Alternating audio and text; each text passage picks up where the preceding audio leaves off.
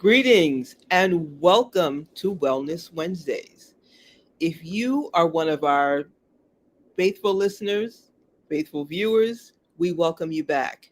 If you are a new viewer, we say welcome to you as well. This is our season 4.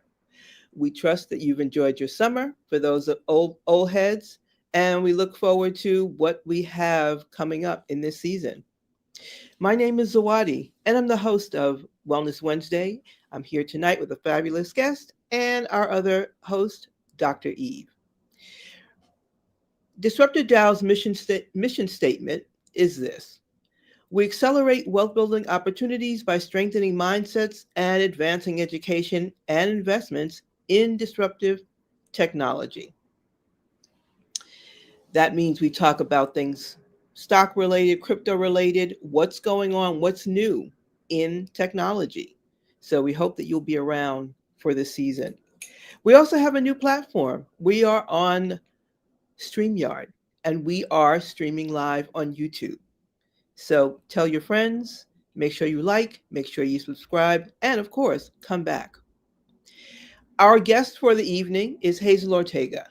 Hazel is a global speaker and a transformation expert who went from a high school dropout and welfare recipient to a multimillionaire entrepreneur. Today, Hazel is an acclaimed speaker, author, philanthropist, and founder of multiple businesses. She has spoken on prestigious stages, including the United Nations and the California Endowment, and her programs have touched over 45,000 lives. A few points of acclaim. Hazel is currently the Woman of the Year in the state of California. In 2023, Hazel was honored with the Global Social Impact Award. Hazel is also the highest rated speaker of her organization in Latin America. I've often heard you can have what you want or the reasons why not. And so, as we bring Hazel in, I want to say this: welcome. And Hazel, reading your fascinating book about the ups and downs of your early life and how you not only transformed your thinking, but subsequently transformed your life to the powerhouse you are today. And let me just reach over and show you the book, From Bounce Checks to Private Jets. And it can be ordered anywhere, and it can be ordered on Amazon. So Hazel, give our audience your context and tell us what it took for you to get over your story. Thank you so much. First, I want to say I'm so happy to be here. My number one mission in life and passion is to share my story because I believe it ends suffering in the world. And when people are not in survival mode, they get to create the life of their dreams. So, with that, I'll start to tell you my story of growing up in Los Angeles. My parents were both immigrants from Mexico. They met as teenagers, and soon after I was born, they were already separated. My mom married and divorced many times and had children with different men.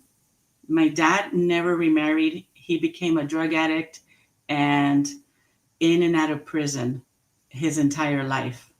He was also a gang member and eventually died of heroin overdose. I saw my dad's brothers, my uncles, also die of heroin overdoses. This was my childhood. We were living in extreme poverty. As a single mom with many children, my mom was on welfare so that she could stay home with us. And she didn't speak English. So it was really hard for her to handle all of us. And on top of that, do homework with us. So school was very challenging. And my mom, because of the neighborhood being so dangerous, she really didn't pay attention to education. That's not what she valued. She wanted us to stay alive. So as long as we had food in our bellies and somewhere to sleep at night and keep us indoors so that the gang members don't get to us, then she considered herself doing a good job. And for that, I really admire her and I appreciate it, because many of my friends didn't have family like that, a mother that did those things. My friends got pregnant at 12 years old. In the sixth grade, my friend was hiding a belly while we were in the gym changing clothes. We discovered it. My other best friend, sixth grade, 12 years old, was killed by rival gang members. And my cousin was killed, 19 years old, in a drive-by shooting. And my other cousin was killed by the police because he was dressed like a gang member and looked like somebody that just robbed a liquor store.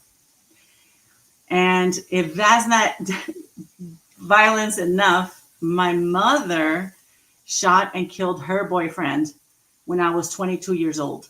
And she was pregnant with her seventh child. When she was pregnant and this happened, she fled. She became a fugitive for 5 years. Imagine turning on the television and seeing your mom on a show like America's Most Wanted. And you recognize the face and you know where she is. This was my life for 5 years. The police were looking for her, would raid our houses in the middle of the night thinking that we were harboring her. They would pull over our friends. They would come undercover to our parties. They really wanted to find her. Eventually, my mom got caught and she went to prison, and she spent the next 12 years in jail. When she was out of prison, she got deported to Mexico. And there, because of lack of resources, lack of education, she didn't know how to pay her bills. She came out almost with a child-like mentality. I would even say she was like a 10-year-old. She didn't know how to handle her life. She didn't know it as an adult raising me and all her children. She did her best. But then when she came out of prison, it was like she really was very immature. Soon after, she died. She had a heart attack. She didn't take care of her health. She didn't have the right environment. And it was really lonely for her. No one lived in Mexico that she knew. She had no family members. And we were all in the United States doing the best that we can. All of her children tried to help her. It was just a really bad situation. Well, with all of this drama and trauma growing up, you can imagine nobody was talking about living the life of your dreams, about becoming the woman of the year, of being the Latina of influence. That was not a conversation in my house. It was about how are we going to get through today's problems.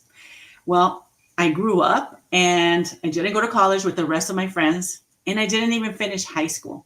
I got a job like everybody else, working somewhere where my cousin works or a friend works, right? So my cousin happened to work at a law office, and she said they're hiring. So I applied for the job and I got hired.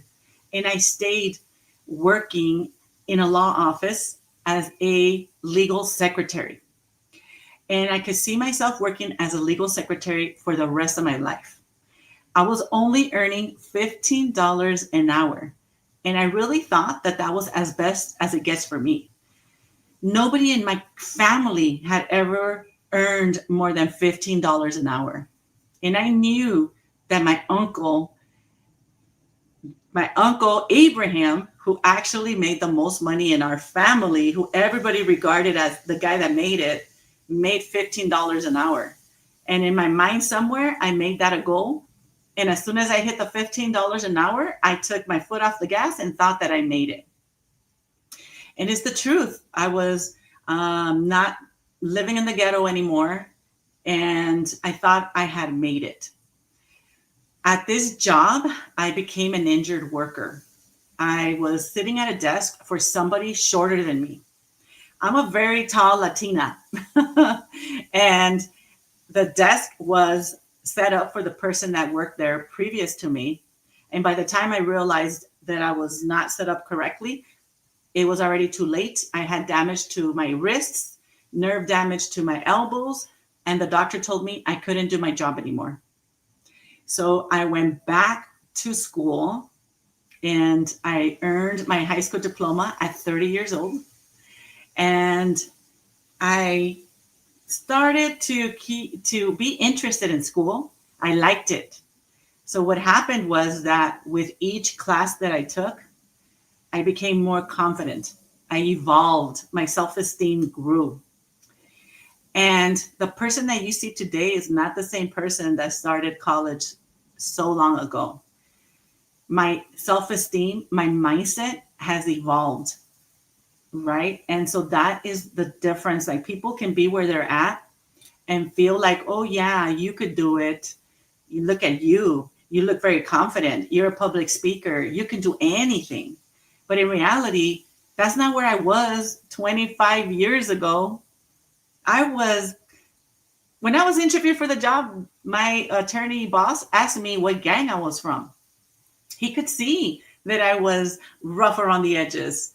He could see my address on my job application. Okay. And so I didn't want to be in school when I started. I went reluctantly. My boss supported me to go back to school, urged me to go back to school. He even told me that I better educate myself and not be a pendeja, okay? Not to be a stupid girl. And I didn't want him to look at me and think he was looking at a stupid girl. So I didn't want to be in school. I had an attitude of like, if I wanted to be in school, I'd be in school, you know? But in reality, there were these limiting beliefs that I wasn't smart enough to be in school, that I didn't have the time. And by this time, I already had 3 kids at home that I needed to take care of. And I was married. So it was a heavy load. But because I was injured on the job and my livelihood was threatened, that I couldn't do that job anymore, I felt that I couldn't quit school, that I needed to keep going because what was I going to do? I needed an education. So here I am, every class that I passed, I built self-esteem. I changed my mindset. Finally, I'm getting my AA degree and then my bachelor's degree. And I thought that was good enough. But then my attorney boss came and said, no, you're going to be a professional. Think about what you want to do. And then he suggested that I be a psychologist. He said there was a need for bilingual school psychologists. That's what you should do. I had no idea. In reality, I was going to school, earning degrees, not really seeing myself as a business person, psychologist, Latina of influence, nothing like that. I was going to school in hopes to put a certificate or a degree on an application for the next job so I can be competitive. And so finally, my bachelor's degree, and the attorney says to me that I should be a psychologist. I already felt like a psychologist because I was helping injured workers go back to school when they lost their jobs. So I was already having these tough conversations with them. They're losing their homes, their families, and their bodies are a hot mess because of the injury. So I felt like a psychologist. I just wasn't being paid like one. So I started going to classes that were psychology based. And eventually I got my master's degree in psychology. I already had it all planned out. I already knew what school district I was going to work for. And I started working in an elementary school and in a high school as an educational psychologist. And I started helping families communicate with their kids that were having troubles at school. I really liked that job. What I didn't like about that job is that I could see myself in those parents. that I could see that my own children could one day be sitting across from a psychologist having problems, because this job was very demanding. I worked 8 to 3 o'clock, and then at night I wrote 27-page reports for work. And when my kids used to come into the office, I used to tell them that I didn't have any time, to turn around and walk out of the office because mommy was working. And it broke my heart. And I realized that something had to change. I started my first business from the garage of my home. And I started before it was cool to work from home, which is now after COVID. Before COVID, it was embarrassing to say you worked from home. That only meant that you didn't have enough money to rent an office. And that was the truth. I didn't have any money to rent an office. I didn't have any money to start a business. I helped myself by getting help from others. I asked people to help me. I looked for people that would benefit from me being in business. So I asked somebody that I would send business to give me corporate paperwork so I could start my business officially. Somebody else gave me 2 desks. Somebody gave me 2 chairs. And I got a boyfriend to convert my garage into an office. Somebody else gave me 2 phones, and I was in business. And it didn't cost me any money. A lot of times I hear people say that they want to start a business, but it takes money. Really, I would say that if you're determined to start a business, it may not even take a dime. And there are ways to do that. So I did that. I started on a shoestring budget, and mostly by asking other people to help me.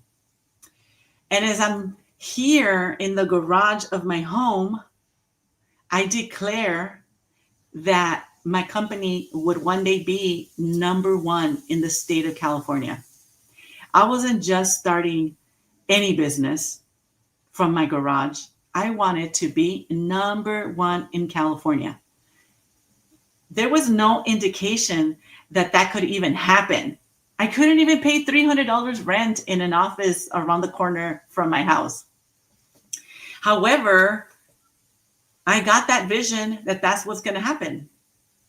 And I was working full-time as a psychologist while working at night and on weekends in my business.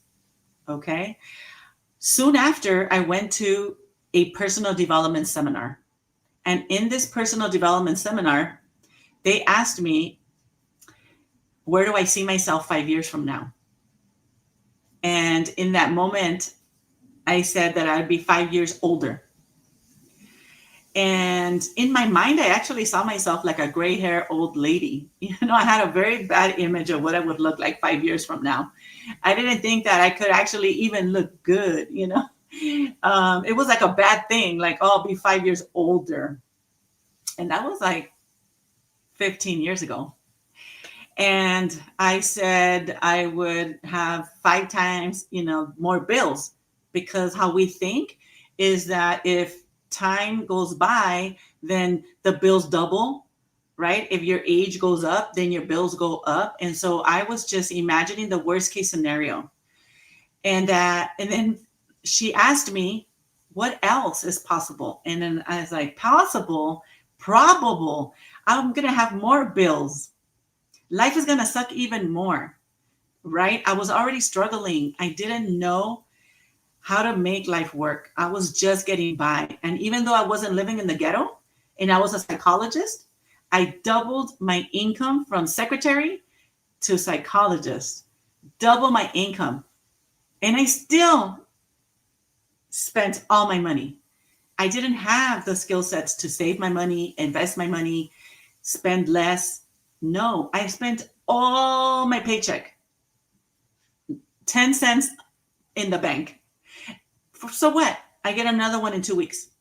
Like, that was how I lived my life. I never had a better way of doing anything financially or anything else. I was fist fighting with my sisters. I'm 36 years old. My sister, a police officer, and we are fist fighting with each other. We don't know how to solve our adult problems. See, most adults, we solve our problems using strategies that we learn as children. And what does that look like? It looks like fighting, arguing, withholding love, silent treatment, pettiness, conniving, manipulating, gossiping, whatever way that we learned as children, we're a bunch of adults acting like children. I love a quote that says, to be an adult is to know what age you're acting. Think about that one. So I was fist fighting with my sisters. By this time, I was divorced and I already had many broken relationships. So when this lady's asking me, where do I see myself in the future? I'm thinking I'm going to have a lot more of what I already have currently. And she told me to think about it, that I answered too fast. And she left the room. And I'm sitting there and I'm not understanding her question and I don't even like it. Why would my life look any different? I don't understand what she wants from me. And I'm sitting there and I'm very bothered. And by this time, I already learned that whatever's missing in your life is what you're not putting in.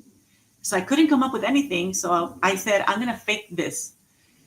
My dad always told me, fake it till you make it.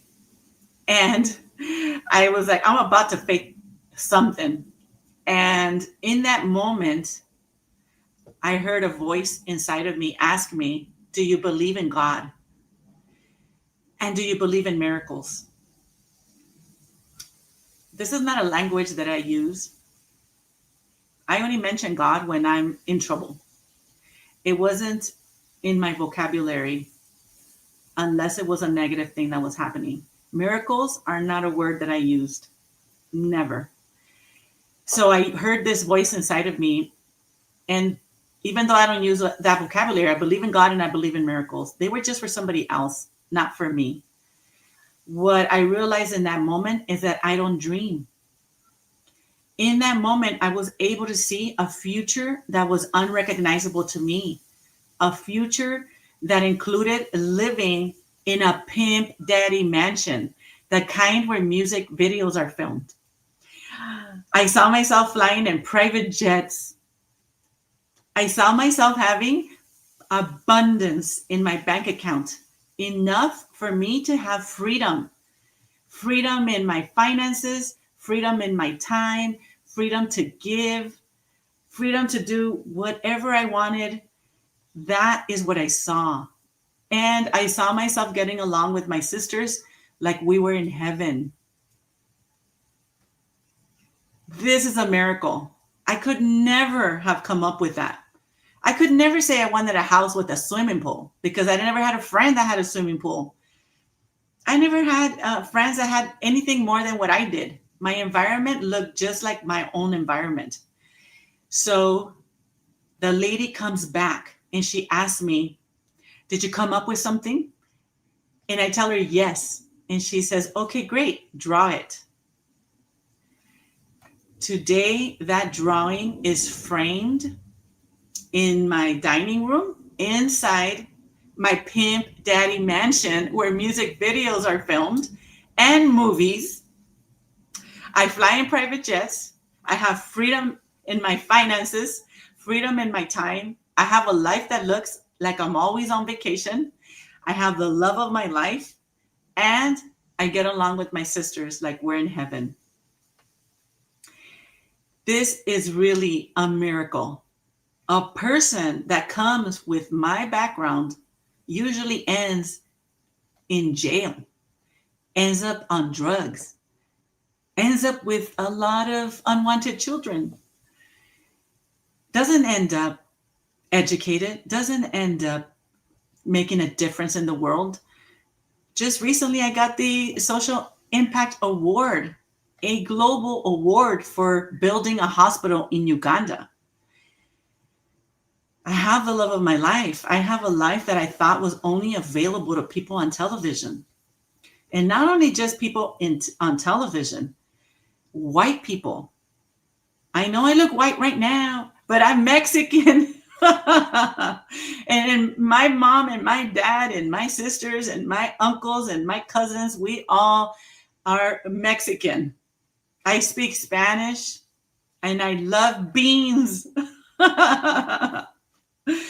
And that is my culture. And I didn't think that that was available.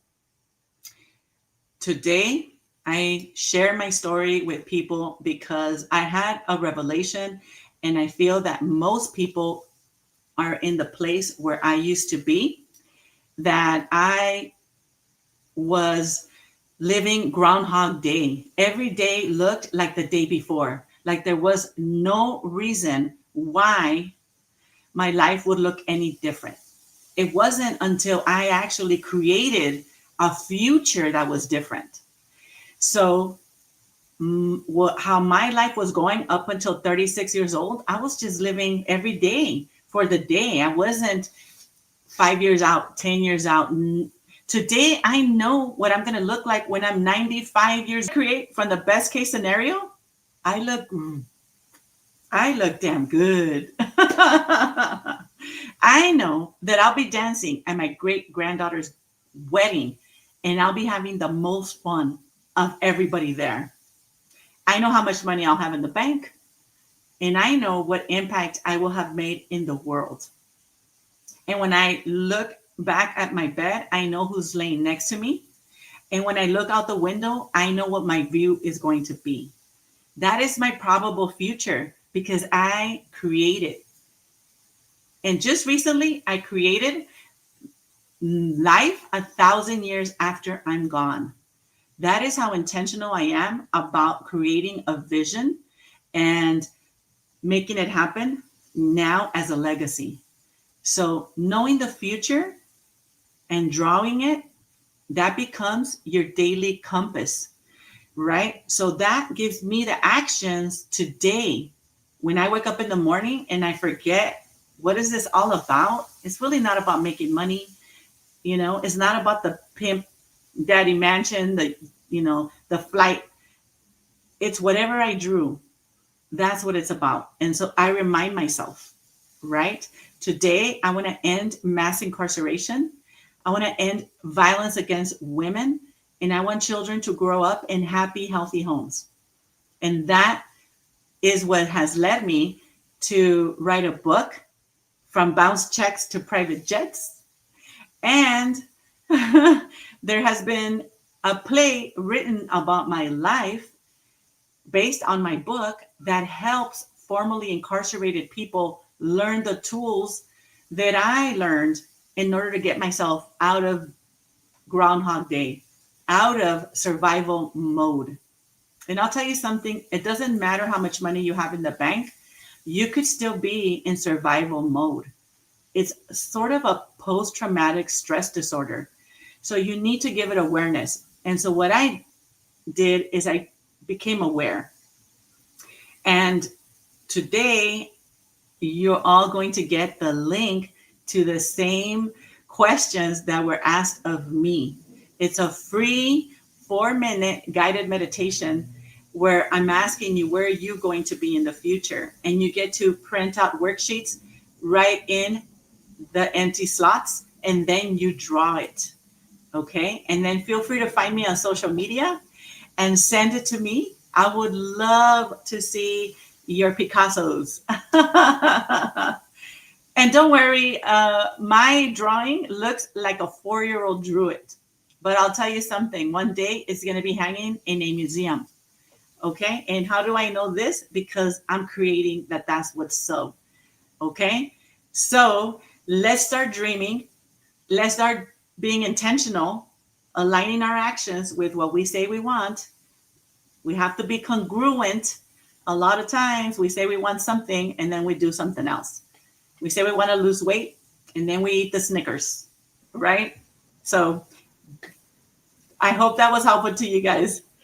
Oh my God, Hazel, let me start by saying, Mama, you do look good. And so you will look good 40, 50, 60 years from now. Don't worry about that. And you're doing all of the right things according to what you say you want.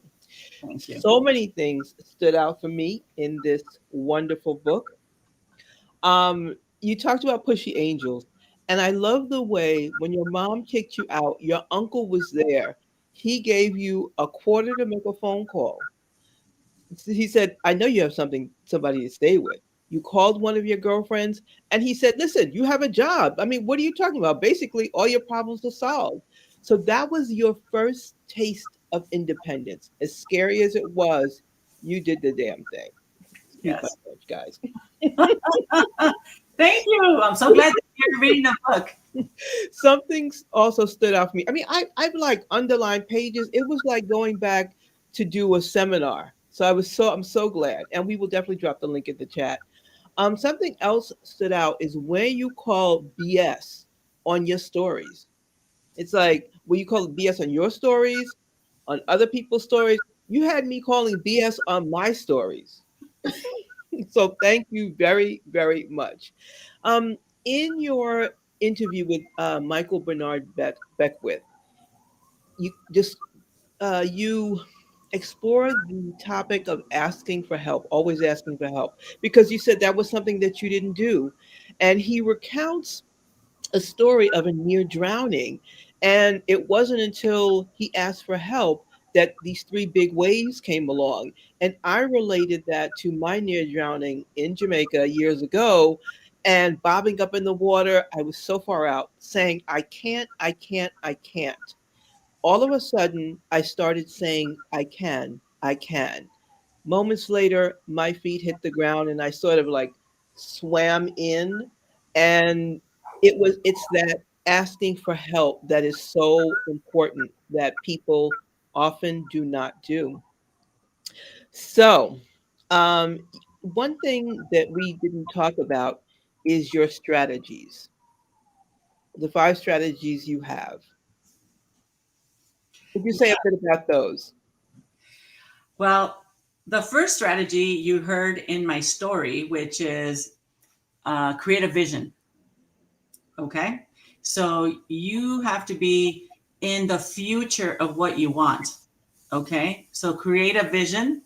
You can use my guided vision exercise that I mentioned. It's on the website www.themasteryofmiracles.com. It's free. Download the worksheets. Basically, you close your eyes and you ask yourself, if I believe in God and I believe in miracles, what is possible for me? Because a lot of times we get restricted with our current situation and we can't see a way out. So that's number one, create a vision. Okay. Number two, change your environment. So remember, I went to college. Then all of a sudden, I was surrounded by people that were using education as a way to change their lives. And people always have said to me, you're a big fish in a small pond. And I said, that's no, because a fish can't grow big in a small pond. You have to change your pond. Okay. And that goes for terrariums too, right? Your environment. You put any animal up, in a small terrarium, it's going to grow that size, up to where it's at. You change it and it can grow as big as it can. So for us, our environment is very restrictive. We are like trees. We should be growing as much as we can, but we are very restricted by the space that we're in, the container that we are in. Okay, so change your environment.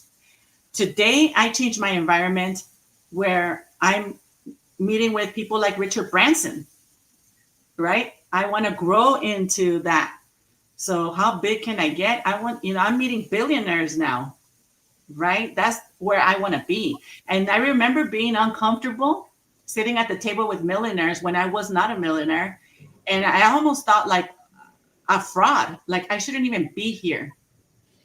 One time my friend invited me to a lunch and there were all these millionaires and they said they thought I was a millionaire too, because you could only be invited if you're a millionaire. But my friend was the president of this club. And when it was all over, I asked him, why did you invite me? Like, I feel like a fraud, I'm not a millionaire. And he said, every table needs a beautiful woman. Like, so I remember being so uncomfortable at that table. And now I sit with billionaires and I'm not uncomfortable. I sat with Richard Branson and asked him questions about being in out of space, you know. Um, so make yourself uncomfortable, get into a new environment, okay? I know sometimes our environment consists of our family and our spouses, and maybe they are keeping us small. But you could don't change your husband and don't change your family. You can't do that anyway. Get another environment. You can have more than one community. Okay, you have your family community, and then you have your business owners, entrepreneurs, millionaire communities, billionaire communities, community of philanthropists, and you could create that community. You could say like, you care about this, I care about that too. Let's start a group. You care about spirituality, I care about spirituality. Let's start a group. So now you're changing your environment. So you start having different environments. Okay. If I want to lose weight, I'll get 2 or 3 friends who want to lose weight too. And then we start talking in a group chat about calories and what I did for exercise today. And we send each other pictures of food. And then we feel guilty and we'll share that too. So you change your environment. Okay. And I'll give you the third one for now is the third one is celebrate your wins. Mhm. It's really important to be in gratitude. That's a huge one. Yes. I went to Mount Everest. Okay. And there's a quote like, what do you think you see when you get to the top of the highest mountain in the world? And the answer is more mountains to climb. Okay. So when you make it, you now can see another mountain to climb. So it feels like you never make it, but you did make it. What happened is that now you are capable of climbing another mountain. So now you call out another goal. So so in my family, they tell me like, oh, you never have enough. Well, like if I feel capable of doing more, I'm going to do more. And that's what I want to do. I want to always do as much as I can. I want to die with zero potential. I want to be be it, not have potential for it. So those are my 3 for now. Okay, create a vision, All right. change your environment, and celebrate your wins. If you want to lose 20 pounds and you lost 6 ounces, celebrate that. Okay, if you want the love of your life but you went on a date, celebrate that. Okay. If you want to make a lot of money and you're not there yet, but somebody gave you an extra tip for something, $10 more than what you were expecting, celebrate that. The universe will want to give you more when you're grateful. Okay. The universe works on law of reciprocity, right? I say God, some people like universe. I think it's interchangeable. God is universe, is everything. So God wants you to be grateful, and he will bless you even more when you are in a state of gratitude. So Okay. those are the 3. All right. Fabuloso. And now we're going to bring on Dr. Eve, my co-host, and she has a few things that she'd like to say. Come on in. First of all, it was interesting, Hazel, because when you were speaking, and you mentioned earlier on about your goal, your first goal, you wanted to make $15. You had this other goal, like you had these visions early on, even in the absence of role models, right? Who didn't have visions. That was very interesting. And if everyone could, if you could imagine everything that you had to go through, and someone say, can you think of something positive? When really it's survival mechanisms, right? It's like, how can you think positive? I'm still thinking, I mean, my stress hormones have me hijacked. And so to be able to accomplish all of this, it's really a mastery. When you call it miracles, when you call it visions, it's like, I imagine speaking in front of an audience with youth and saying, don't be afraid to have that vision. Don't be afraid to have that dream. Dreams are capable. I think when you were saying that, what resonated for me is we live in a society where we always see like the worst before the best. You know, I used to say before, like you turn on the news and they'll say there's a 20% chance of rain before they say there's an 80% chance of sun, right? So That's the true. way we operate. Or you So turn on the news and there's like 5 shootings, and at the very, very, very end, if that, they'll talk about something positive happening. So we don't have it in the media, we don't have it in the community. It's that's something that we as a community need to do, embrace those dreams and possibilities and foster that for folks. And so when you said create a vision, it resonated. And then I said, but for so many folks it's hard to even create a vision that they can't relate to. So I know that we typically have 30 minutes, and I'm so happy that we have you for 45. I think if you could tell us one practice, one strategy that you use to hone on to that vision and not lose it. Because many of us will wake up and say, my vision is that I'm going to be able to create the business that I've always dreamed, or have the partnership that I've always had. And then a week later it's not there. How do you sustain it? yeah, so true. Well, it's a process of remembering and forgetting. Okay, Mm. before you know it, you are that. You know, you are the number one counseling center. You are the number one business. You're the number one coach. You're the number one nonprofit. You will be that. You have to keep reminding yourself that that's what you want. So I don't. If you guys are business owners or just in life, you have to manage yourself, right? So I have my rock star title for myself. I named myself rock star. So I have themes, okay, Mhm. and I have my vision very clear, and I have my values very clear. At first, I used to have to write it out and then do like standards, you know, like write it out like 10 times and get it into my body, right? And so I do affirmations. These are things that I did in the beginning. I share it with other people, right? And then I draw it and then I forget, okay? And then you remember again. But it'll ingrain in you little by little. It'll be now like your arm, like you know what you want.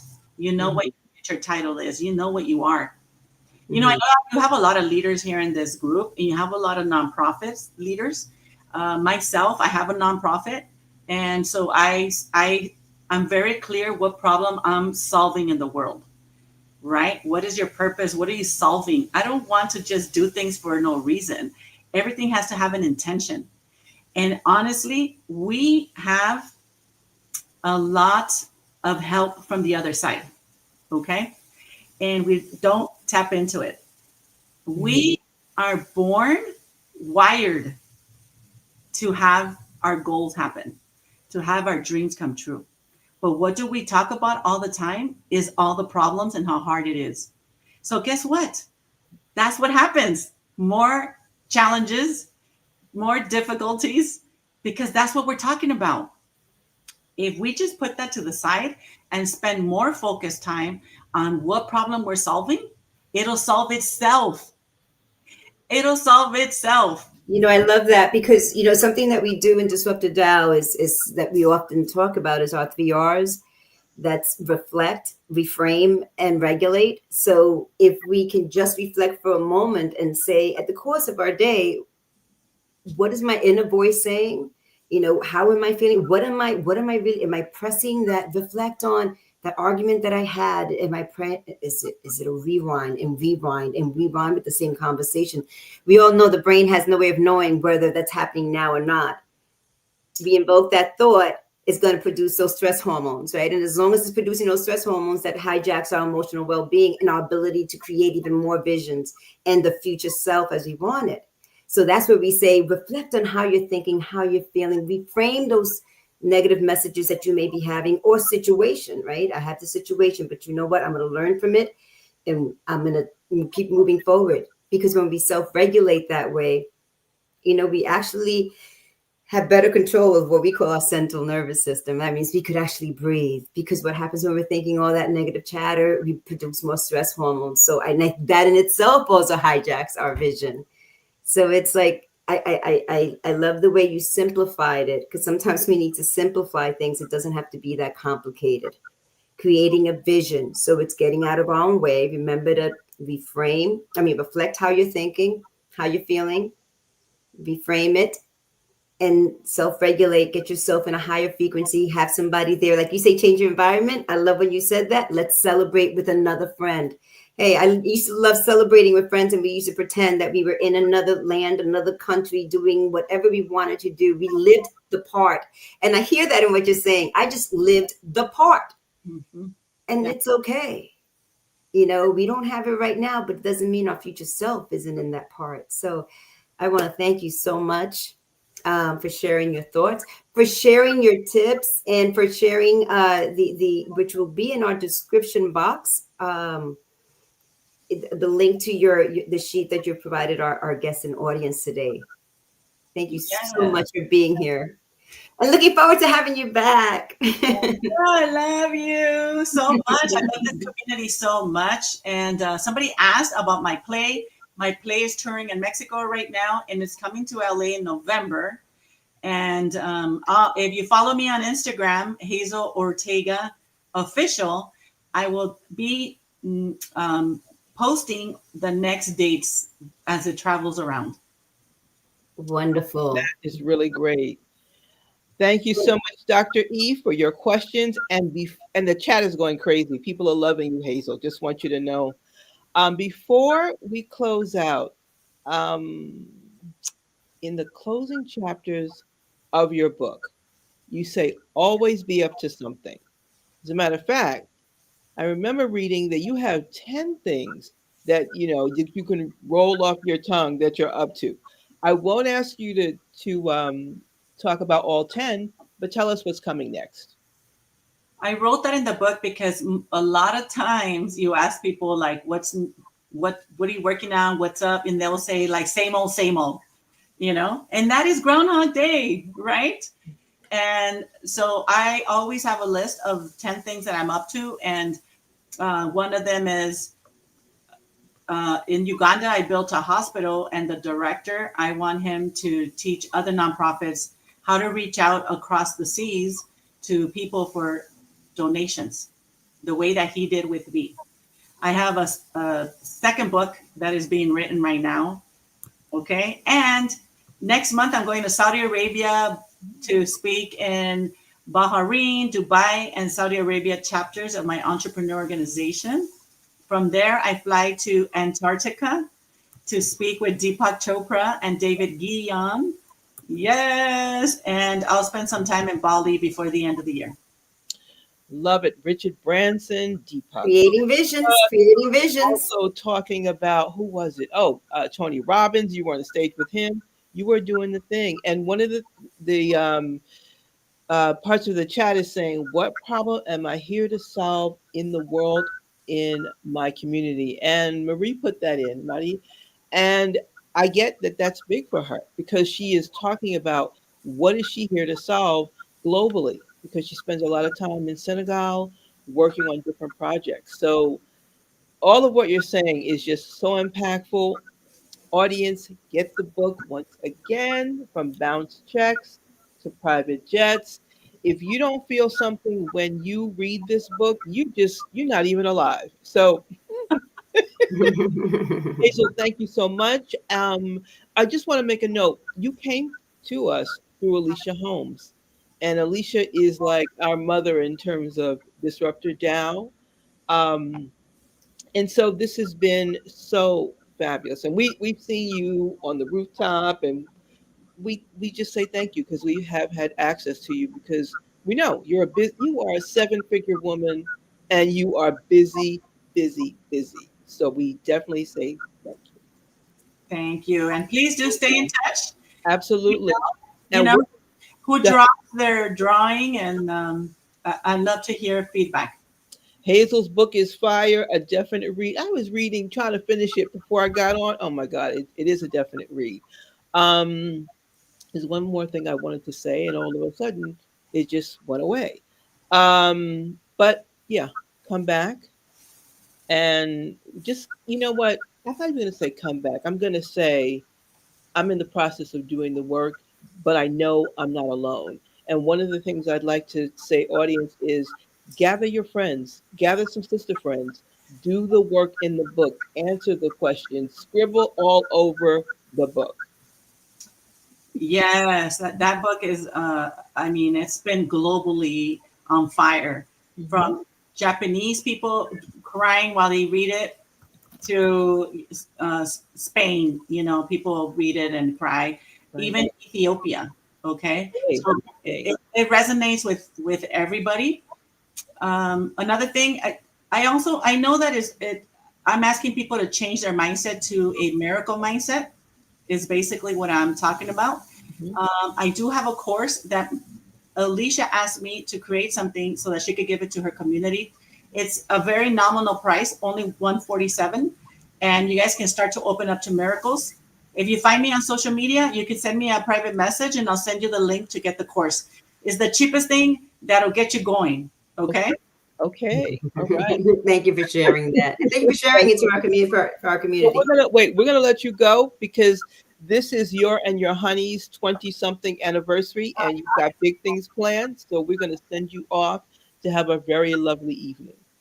Thank you, ladies. Bye. Bye. So, audience, thank you once again. I did mention Alicia Holmes. We're going to drop a link in the chat because tomorrow evening, Alicia is having a free seminar. The name of the seminar is How to Thrive in Today's New Economy. Once again, the link is in the chat. And when you click on that link, you'll get a copy of the newsletter, her current newsletter. We know that 300 plus thousand women, Black women, have been laid off from various types of jobs, many of those jobs federal. And we know the impact of what happens when our women are laid off or no longer employed because we hold down the family in a particular way, along with our mates, or maybe not. So we've got a call to action. Next Wednesday, we will hear from Mia James. And Mia James is talking about Let AI Run Your Business. And that's just one of the titles because Girlfriend is going to be talking about living the soft life. That is a term that is all over the internet. Women are talking about living a soft life, a different life. We know work, we know hard work, we know struggle, we know you have to be 3 times as better. But Mia has a different solution for that. Always subscribe to our channel, hit the notification bell, and check the description box for the link to purchase your copy to From Bounce Checks to Private Jets. So we thank you so much. I'm just going to click on the comments really quick. Oh, yeah. Oh, yeah. Alicia's the Wealth Whisperer. Thank you so much, Foster. I want to go to Mexico City to see that play too.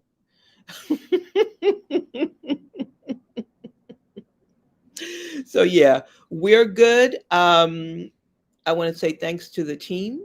It's a team running this joint.